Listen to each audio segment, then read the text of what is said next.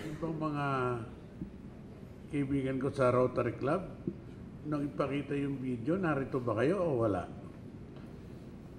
Because kung nandito kayo, do not entertain the idea na namatay na ako. Dahil ako lang ang wala doon eh. Andun ang asawa ko, andun yung anak ko. I do not know if you ever asked that question, pero yung iba nagpunta rito kanina na nagpapakilala naman ako. Kaya, don't ever think na multo ko rito. Buhay na buhay ako. Yun yung pangalan na yan, yung Paul, ako nagpangalan sa kanya, na pinanganak yan June. Kaya John. Junior ko, pinanganak pa rin June.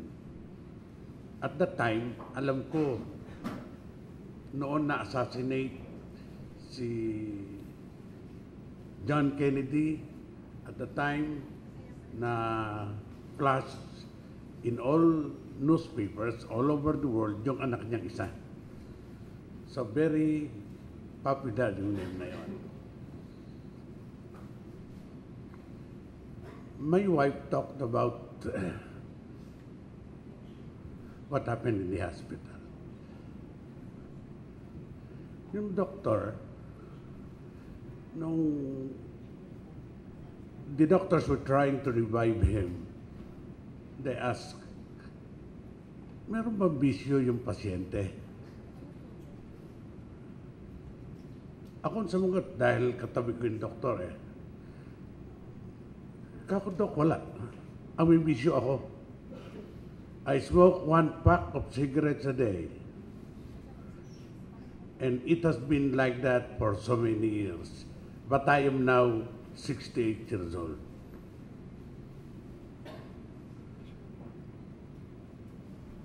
Nagtaka siguro yung doktor. If the doctor would attribute the death of my son to cigarettes, siguro ako ang culprit. Pero hindi nagsisigarilyo yung anak ko eh. Eh ako nagturo sa kanya na huwag ding magsigarilyo. So who is the culprit? I remember when he was young. Alam ng lahat ng anak ko. I don't know if Leslie knew this. Lalaro siya. Siguro nakita yung pack of cigarettes ko. Sinubo yung isa. Walang, no light. Sabi ko sa kanya, baba mo yan. Sabi ko, kung narinig ako, hindi. Pagtingin ko ulit nandun pa, isa pa ha, ibaba mo yan, tapon mo yan. Doon pa rin. I don't know if he smelled something good doon sa sigarilyo. Nang makita ko uli, binitbit ko na siya, paakyat sa second floor. Maliit pa siya, kaya isang bitbit lang. Nag-usap kami doon sa kwarto. Sabi ko sa kanya, okay, you want cigarette? Sinindihan ko yung sigarilyo. Alright, you like it?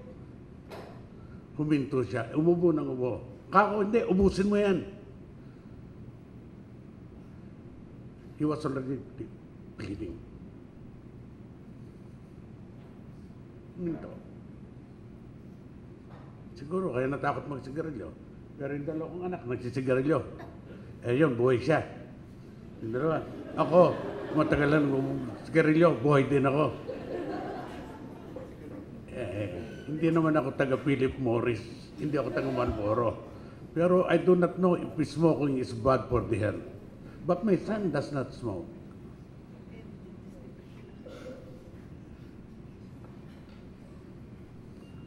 Panganay ko siya.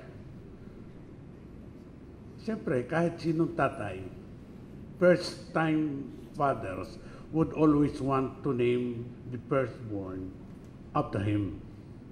So pinangalan ko sa kanya, Fulgencio Rana Jr. Alam ko hindi maganda ang pangalan ko. Dahil ang nagpangalan sa akin yun, tatay ko eh. Anong panahon na yun? Di pa yata uso yung mga pangalan na Robert, ano, o Randy, yung mga pangalan anak ko. Ay iba pangalan ko. So, pati itong mga anak ko, nagtatawa nga sa pangalan namin eh. But I wanted to name him. In fact, I named him Paul Fulgencio Rana Jr. because I wanted really my son to be like me. Sino namang tatay ang ayaw gumaya yung kanyang anak? Pero palagay ko mas higit na mahal yung pangalan namin because yung anak niya na pangatlo na ngayon, third generation, pinangalanan din niyang Fulgencio Rana III. Kaya tuwan-tuwa ako, sabi ko talaga palang sikat yung pangalan ko. Hindi pa yon.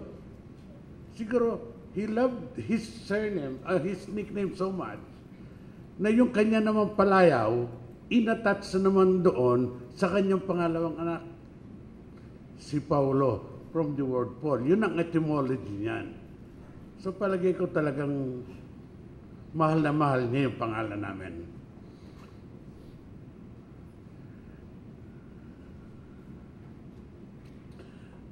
You see, nagtatawanan tayo rito occasionally.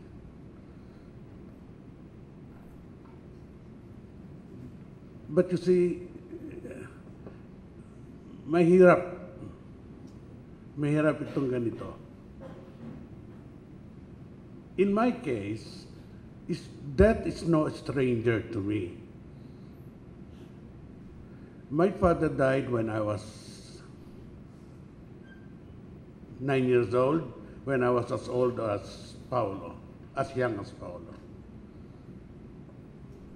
My mother died when I was first year high school, 14 years old, as young as Gio. Pero noon, I did not suffer the pain and the agony of losing my parents. Bata pa ako eh. And I knew may mga kapatid ako na mas matatanda. Siguro, hindi ko niisip kung makakapag-aral pa ako o hindi. But imagine losing a father and a mother. It's different when you lose a son.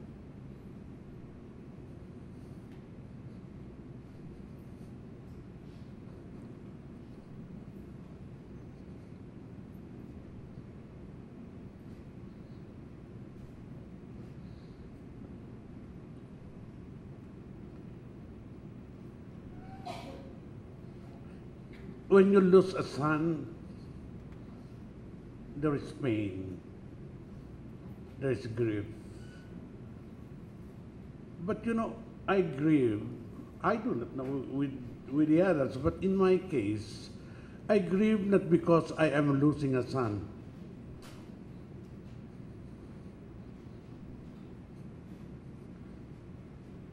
I grieve because my grandkids, Paulo and Gio, lost a father.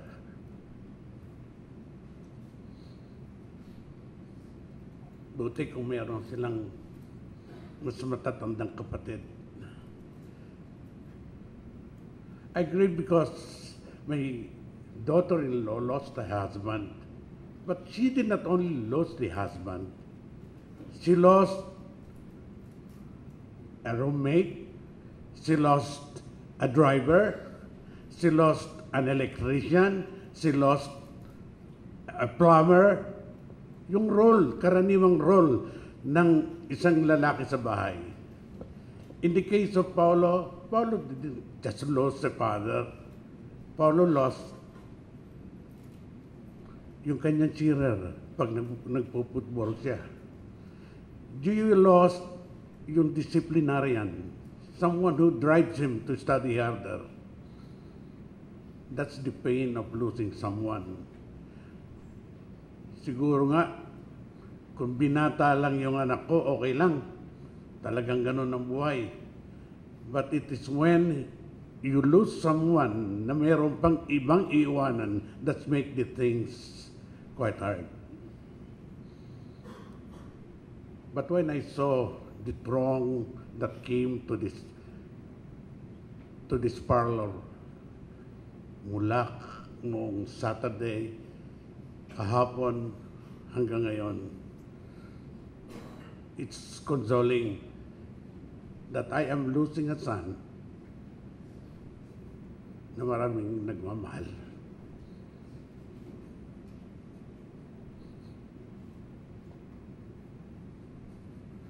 To all of you who condoled with us,